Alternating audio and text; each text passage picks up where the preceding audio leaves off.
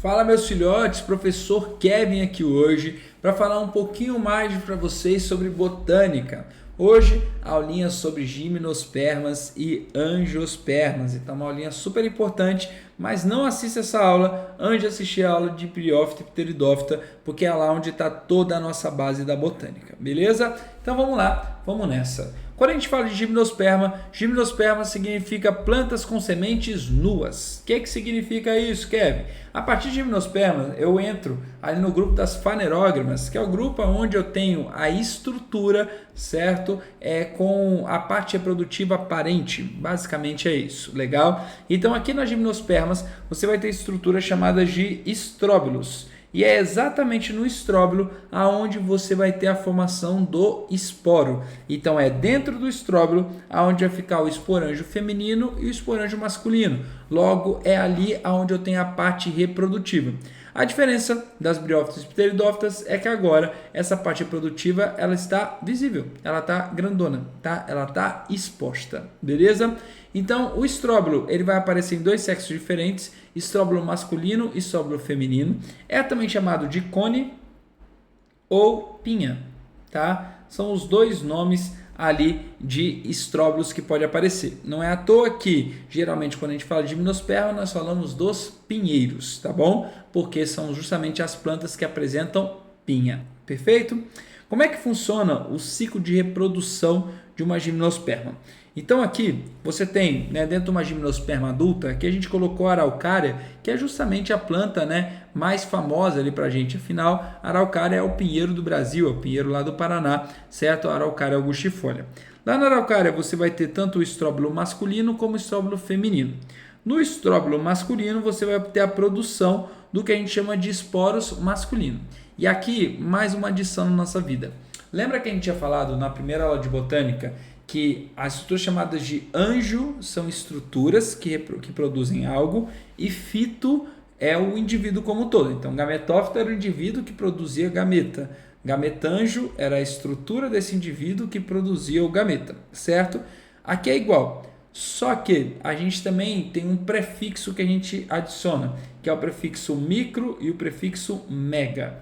Micro significa, toda vez que eu falar de estruturas masculinas, mega significa toda vez que eu falar de estruturas femininas, beleza? Então preste atenção aqui, ó. Toda vez que eu falar micro é masculino, toda vez que eu falar mega é feminino, perfeito? Então, no estróbilo masculino, eu vou ter o microesporângio, que nada mais é do que a estrutura que forma esporos masculina. Ele vai formar o micrósporo. E o micrósporo é que vai formar o gametófito masculino, chamado de grão de pólen, tá? O grão de pólen, ele é uma estrutura alada. O que significa isso? Lembra que o anterozoide ele era flagelado? Se ele era flagelado, ele servia para percorrer através do quê? Através da água. Agora o grão de pólen não. O grão de pólen ele é alado.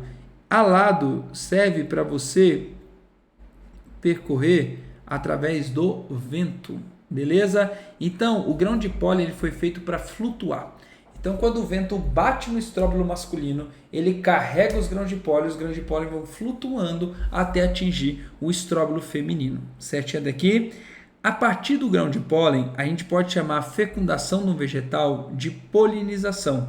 Então, agora, a partir do advento, a partir da formação do pólen, você pode dizer que existe o que a gente chama de polinização, tá? Mas só a partir daqui, tá, galera? Então não tem polinização de pteridófita, não tem polinização de gimnosperma, só tem polinização de pteridófita e de briófita, só tem polinização a partir de gimnosperma, perfeito? Lá na parte feminina, como é que funciona? Você vai ter megásporo, que é o esporo feminino, certo? E o megásporo, ele justamente vai formar a estrutura chamada de megaprótalo ou gametófito feminino, certo? O que vai acontecer? O grão de pólen viaja até o gametófito feminino, formando uma estrutura chamada de tubo polínico, que é essa estrutura aqui, certo? E o tubo polínico ele vai levar o gameta masculino até o gameta feminino. Então na ponta aqui, ó, tem uma estrutura chamada de micrópila, bem aqui na ponta do feminino, certo? E você vai perceber que a estrutura do masculino ele vai levar, né, esse tubo polínico vai levar até essa micrópila o que a gente chama de células espermáticas, que de fato são os gametas masculinos, tá? Essa célula espermática ela vai fecundar e a partir da fecundação disso aqui, toda a parte de megaprótalo ou a parte de gametófito feminino vai virar uma estrutura chamada de semente. Beleza? Daqui, essa semente ela germina formando um esporófito, certo? Geralzão de boa. Vou colocar, igual a gente fez em outra aula, vou colocar isso aqui maior para você tirar um print, para você copiar, certo? E agora vem para mim. Vamos para os detalhes, vamos entender o para quê desse ciclo todo, tá bom? Primeiro detalhe. Aqui você vai perceber que a polinização, como a gente comentou, é uma polinização anemófila. E essa polinização anemófila, ela vem através dessa estruturinha chamada de grão de pólen. O que é o grão de pólen, galera? É o meu gametófito masculino, certo? É isso que é meu grão de pólen, perfeito? Lá no grão de pólen, você vai ter uma célula chamada de célula do tubo, que é essa célula aqui, ó. Célula do tubo. A célula do tubo é exatamente a célula que vai formar o que a gente chama de tubo polínico. Beleza? É aqui que vai formar o tubo de fazer a fecundação que a gente comentou. A célula geradora é a partir dela que você vai ter os núcleos espermáticos. E os núcleos espermáticos nada mais são do que os gametas masculinos. Perfeito? A semente, por sua vez, ela é uma estrutura super importante. Por quê? Lá na briófita e na pteridófita, o que acontece? Depois da fecundação e formava o zigoto ele tinha que crescer. Era o único caminho que ele tinha. Que crescer e pronto, acabou. Só que tem uma coisa, galera. O ambiente, ele pode ter sazonalidade, né? Olha, por exemplo, quando você pega o Distrito Federal, quando você pega a Caatinga, que tem uma época que é uma seca extrema e tem uma época que tem chuva pra caramba. Você tem sazonalidade, o ambiente não é igual sempre. Então, por exemplo, se eu coloco uma samambaia para viver no meio da Caatinga, ela morre. Por que ela morre? Porque na hora de reproduzir e de gerar indivíduos novos para repor aquela geração dos indivíduos que vão ficar velhos e vão morrer, eu não vou conseguir fazer isso. Porque quando elas reproduzirem, elas não vão conseguir germinar aquela estrutura, elas não vão conseguir crescer aquele zigoto. Por quê? Porque não tem água, certo? Então, não daria para eu conseguir cultivar ela em ambiente natural, certo? Agora, quando eu tenho uma semente, a semente ela consegue ter um estágio chamado de estágio de dormência, que é o estágio que a semente ela está ali, paradinha, quietinha, sem germinar, mas ela está apta a germinar no futuro assim que o ambiente melhore. Então a semente ela traz um sucesso reprodutivo aumentado para as plantas, porque ela faz com que a planta consiga germinar só no momento em que o ambiente está próprio para ela germinar. E essa que é a beleza da semente, certo? Toda semente ela é composta por um embrião, claro, né? É o que vai virar uma planta nova. Toda semente ela é composta por um endosperma. No caso aqui da gimnosperma, o endosperma ele é haploide. Perfeito? Então, o endosperma é a estrutura onde eu vou ter a reserva nutritiva. Então, para quem já comeu pinhão, sabe que pinhão é altamente nutritivo. Por causa de quem? Por causa do endosperma, tá? Então, o endosperma ali tem bastante carboidrato e tudo mais para dar energia ali para a estrutura, tá? E toda semente precisa ter uma casca, tá? Que também você vai chamar de tegumento, que é a estrutura que vai proteger essa semente, beleza? Então, toda semente obrigatoriamente tem que ter isso, certo? Aqui, a gente fala que a polinização através do vento é chamada de polinização anemófila. Então, esse nome também é legal de você colocar nas suas anotações. Polinização anemófila, polinização através do vento, beleza?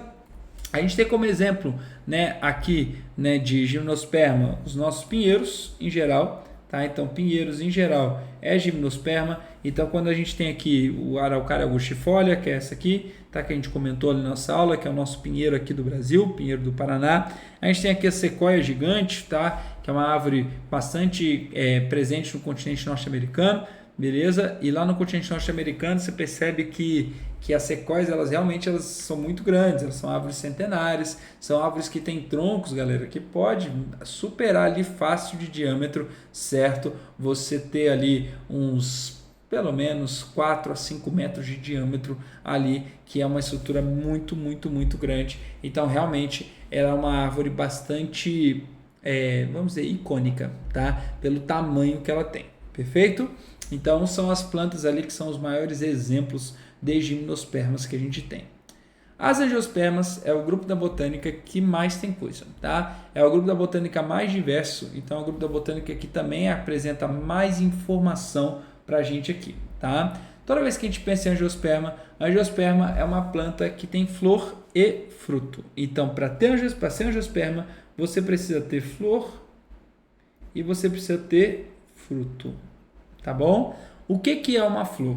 Uma flor é essa estrutura aqui que a gente está vendo, tá? Na nossa esquerda aqui, tá bom? Toda flor, ela tem um receptáculo chamado de receptáculo floral. É aqui onde eu vou ter a produção do néctar da planta. Você vai ter um conjunto de estruturas de defesa chamados de sépala, certo? E um conjunto de estruturas vistosas chamadas de pétala. Para que serve a pétala? Para atrair o polinizador. Então a pétala, ela é uma estrutura de atração, tá bom? Então o néctar é uma estrutura de recompensa. A pétala é uma estrutura de atração. Mas Kevin, por que a angiosperma quer atrair alguém? Porque agora a polinização da angiosperma, ela é uma polinização que pode ser feita por animais. Então você tem polinização chamada, por exemplo, de ornitofilia, que é quando um morcego vai até a planta para conseguir polinizar a planta. Você tem a entomofilia, que é a principal de todas, que é quando os insetos viajam até a planta para polinizar. Você tem a ornitofilia do beija-flor, que é quando a ave vai até a planta para polinizar. Então, quando eu tenho essas características, tá? Quando eu tenho essas plantas ali fazendo esse processo, ou quando eu tenho esses animais fazendo esse processo, certos animais precisam ser atraídos. A planta precisa ter cor, precisa ter cheiro para atrair o animal. Mas o animal ele tem que ir lá por algum motivo, ele não vai lá só para passear, tá? Então, o néctar é uma substância nutritiva que vai dar esse motivo para o animal, certo? Vale lembrar que o conjunto de pétalas é chamado de corola, tá? Então, o conjunto de pétalas pode ser chamado de corola, enquanto que o conjunto de sépalas pode ser chamado de cálice. Perfeito aqui? Então, sépalas, cálice, pétalas, corola. Beleza? Isso aqui é muito importante. Beleza? Lá na planta, lá na flor, toda flor precisa ter uma estrutura reprodutiva. Tem flores que só têm estruturas femininas, tem flores que só têm estruturas masculinas e tem flores que têm as duas, como a mostrada nessa imagem. Perfeito? A parte masculina da flor é essa parte toda aqui, ó. Essa parte toda aqui é a parte masculina, chamado de androceu. O androceu, certo? Ele é composto pela antera e pelo filete. O mais famoso de todos é a antera. Por quê? Porque é na antera onde tem os grãos de pólen. Perfeito? A parte feminina é essa parte toda aqui, ó, chamada de gineceu. Gineceu, certo? Vai ter o estigma, que é onde o grão de pólen ele entra. Vai ter uma estrutura chamada estilete, que é um cabinho que leva até o ovário. O ovário também vai ser super importante para a gente. Dentro do ovário é onde tem o óvulo, que é onde está o gameta feminino. Então preste atenção. O óvulo não é o gameta, mas dentro do óvulo você tem a oosfera, que de fato é o gameta da planta feminina. Perfeito aqui? O androceu também pode ser chamado de estames. E o gineceu também pode ser chamado de carpelos, tá? São outros nomes que podem aparecer aí para vocês ao longo do estudo de vocês. Tranquilo? Como é que funciona o ciclo reprodutivo dessas plantas aqui? Então aqui a gente tem uma flor hermafrodita, né? Lá na antera dela é onde eu vou produzir os micrósporos. Os micrósporos vão virar o quê? Grão de pólen. Até aqui nada diferente da gimnosperma. Perfeito? Lá na parte feminina tem uma diferença. O óvulo, ele vai se desenvolver e ele vai virar o saco embrionário, certo? Nesse saco embrionário, você tem 3 tipos de células. Acho que eu coloquei aqui. Coloquei. No saco embrionário, você tem as células chamadas de antípodas, que estão aqui, as células chamadas de sinerges, que estão aqui, e a célula chamada de oosfera e núcleos polares. Perfeito? A oosfera é, de fato, o gameta feminino. Certinho daqui? Então, toda vez que a gente pensa em oosfera, você chama de gameta feminino. Beleza? O que vai acontecer? O grão de pólen ele viaja até aqui e ele forma o tubo polínico dele. O tubo polínico se encaixa na micrópila, igualzinho na gimnosperma, passando os núcleos espermáticos. Só que na gimnosperma, e aqui muita atenção, na gimnosperma você tem o que a gente chama de dupla fecundação. O que é a dupla fecundação? Você não tem 2 núcleos espermáticos? Então aqui, ó, não tem 2. Lá na gimnosperma, um fecundava e o outro era jogado fora. Na angiosperma, os 2 fecundam. Beleza? Então preste atenção aqui, ó. Um núcleo espermático vai fecundar com uma oosfera, que é essa estrutura aqui. Beleza? Isso vai formar o embrião, que é diploide. Perfeito? O outro núcleo espermático, ele vai fecundar com os núcleos polares. Só que são quantos núcleos polares? 2. Então, ele vai fecundar com 2 núcleos polares. E isso vai formar o endosperma, que vai ser 3N, porque é 1 mais 2, beleza? Então, 3N. De boa? Isso aqui, junto, vai formar a semente. Só que essa dupla fecundação faz com que haja um desequilíbrio hormonal no vegetal e faz com que haja o aumento de um hormônio chamado de auxina. E a auxina é um hormônio que ela promove o desenvolvimento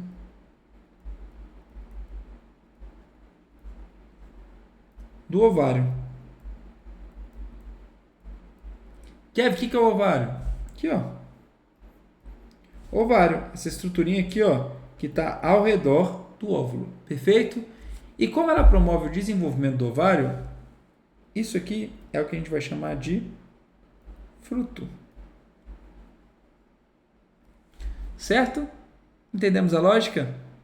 Sim. Então isso aqui é muito importante, galera. Então quando a gente, por exemplo, está comendo, né, sei lá, um abacate, o abacate tem a semente dele, não é isso? Ao redor da semente você tem o quê? Um fruto.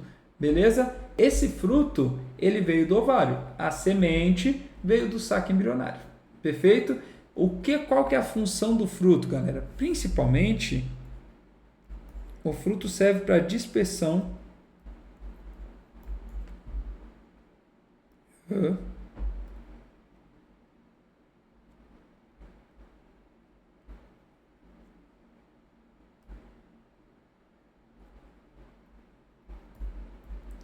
da semente. Então, por exemplo, você está comendo aqui um abacate. Você não come a polpa do abacate? O que você faz com a semente? Joga fora. Essa semente foi jogada fora, teoricamente, ela pode ser jogada no meio do mato. E lá no meio do mato, essa semente pode germinar e virar um outro abacateiro.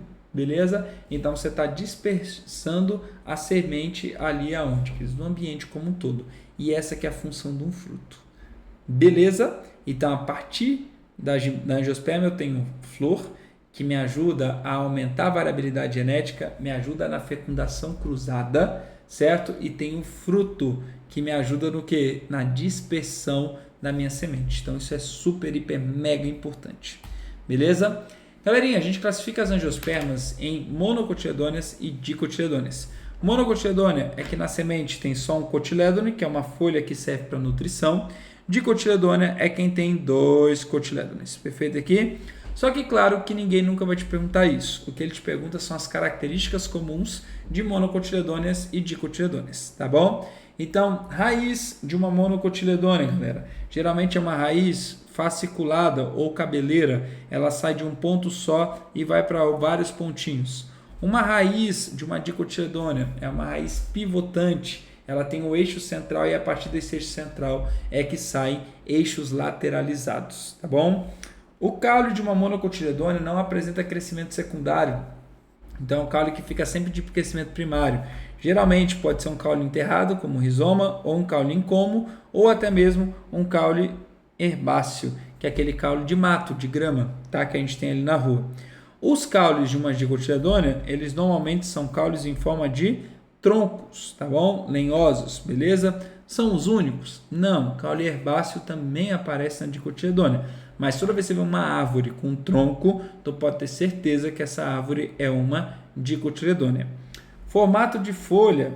A folha de uma monocotiledônea tem aquela folha de nervuras paralelas. Já viu folha de milho, né, que tem uma nervura do ladinho da outra, tanto que quando a gente vai rasgando ela, a gente vai rasgando pedacinho por pedacinho, ou aquelas folhas de mato que às vezes cortam a gente, né, é justamente essas folhas com nervuras paralelas. Isso é natural de monocotiledônea. A folha dicotiledônea, ela tem folhas reticuladas, tá? E as nervuras reticuladas são aquelas que tem o eixo centralzinho aqui, ó, e do eixo central vai saindo outras nervuras que são lateralizadas. Então isso aqui é uma planta dicotiledônea, certo? A flor de uma monocotiledônea é uma flor trímera, tá? Ou seja, tem 3 pétalas e 3 sépalas. Enquanto que a flor de uma dicotiledônea são flores pentâmeras, ou seja, tem 5 pétalas e 5 sépalas. Só características de classificação, de vez em quando isso pode aparecer para vocês também, certo?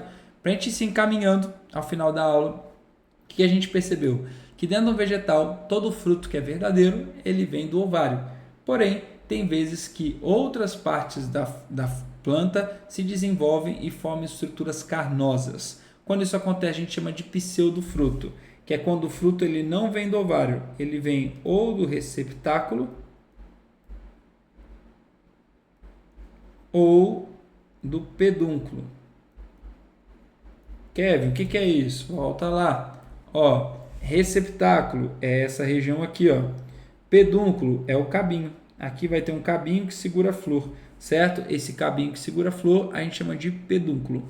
Então, por exemplo, quando a gente olha a macieira lá, né, a maçãzinha, a maçã ela é um pseudofruto. Tá? A parte do fruto verdadeiro dela é aquela parte que a gente nem come, tá? Aquela parte ruimzona lá. A parte boa que está ao redor, ela veio do receptáculo floral. Tá? Então, ela é um tipo de pseudofruto, um fruto falso, beleza?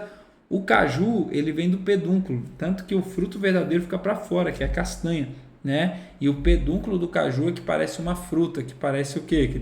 Que parece a parte carnosa ali, tá? Mas aquilo ali, na verdade, é um pseudofruto.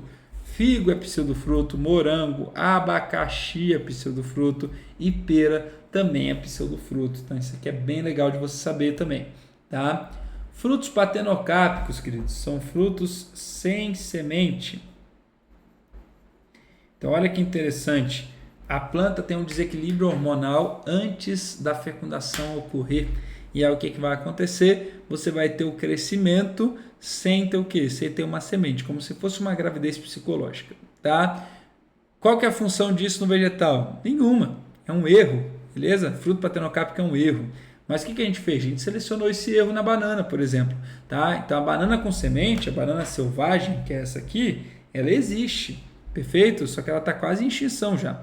Tá? Por quê? Porque ninguém come ela. A gente não gosta dela. Tá? Ela dá diarreia na gente. Aí a gente come o quê? A gente come essa aqui. A banana que é sem semente ou a banana partenocárpica. Tá? Mas, Kevin, isso aqui ó, não é semente da banana? Não. Isso aqui é ovário da banana. Tá bom? Então, esses aqui são os vários ovários da banana, mas não é semente da banana, tá bom? Então, cuidado com isso. Banana que a gente come no nosso dia a dia não tem semente, beleza? Quando a gente vê alguns métodos, né, que evitam ali a autopolinização, o que é autopolinização? É quando uma flor ela se autopoliniza, ela se autofecunda, tá? E aí você tem alguns métodos com alguns nomes, isso aqui é bem decorebão, tá? É só para vocês conhecerem.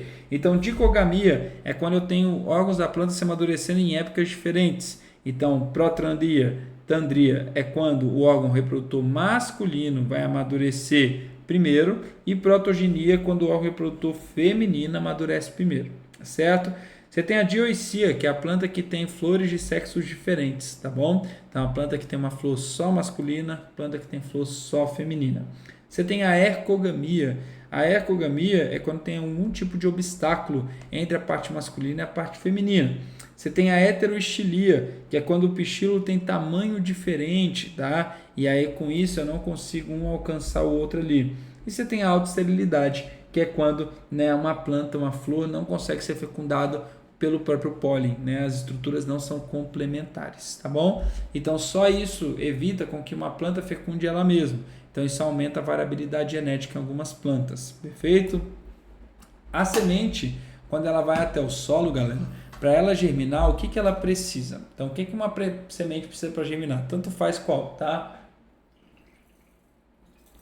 Pode ser semente de gimnosperma ou angiosperma, tá bom? O que elas vão precisar? Primeiro, elas vão precisar de nutriente. Então, o solo ele precisa estar bem nutritivo.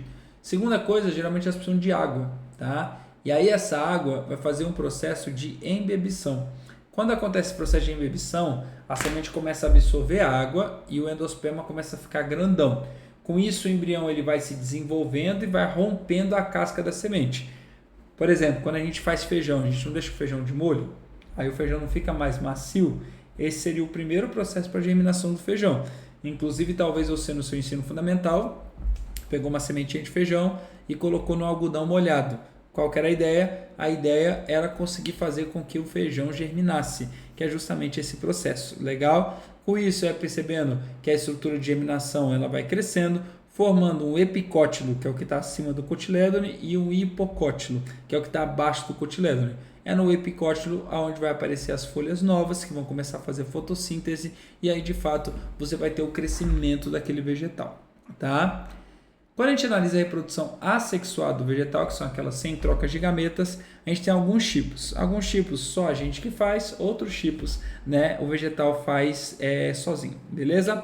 Enxertia só a gente faz, beleza? Na enxertia é o ato de você grudar 2 caules de vegetais, beleza? Então isso aqui a gente faz bastante. A gente pega a raiz, certo? Um vegetal, por exemplo, que se dá muito bem com cerrado, junto com o caulezinho dele, certo? Aí você pega a planta que você quer plantar, coloca em cima um do outro. Você faz um corte para os dois se encaixarem. E aí você amarra os dois e deixa um crescendo sobre o outro. O que é interessante? A partir da enxertia, você aumenta o potencial de crescimento de alguns vegetais em algumas áreas que ele não cresceria muito bem. E aí a gente usa isso bastante para a gente plantar planta frutífera no ambiente, por exemplo. Quando a gente pega e compra planta num viveiro de planta, né, frutífera, e muitas delas são enxertadas. E a gente faz isso para aumentar o potencial dela no solo onde a gente vai plantar, certo?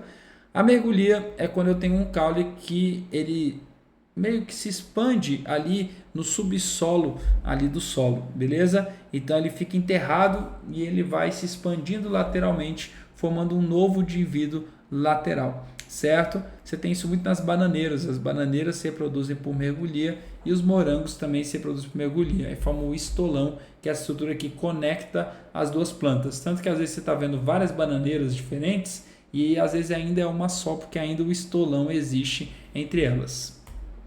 Quando a gente fala de estaquia também é um método onde estacas do vegetal caem e com isso elas conseguem germinar. A gente também usa bastante estaquia para fazer muda, né? Então a gente pega uma estaca de um vegetal, gostei dessa planta, pega um pedaço do caule dele e enterra para conseguir formar raiz, caule e folha, e aí com isso você está reproduzindo de forma assexuada aquele vegetal. Lembrando que todas essas reproduções não têm variabilidade genética, diferente da polinização, que tem variabilidade genética, certo?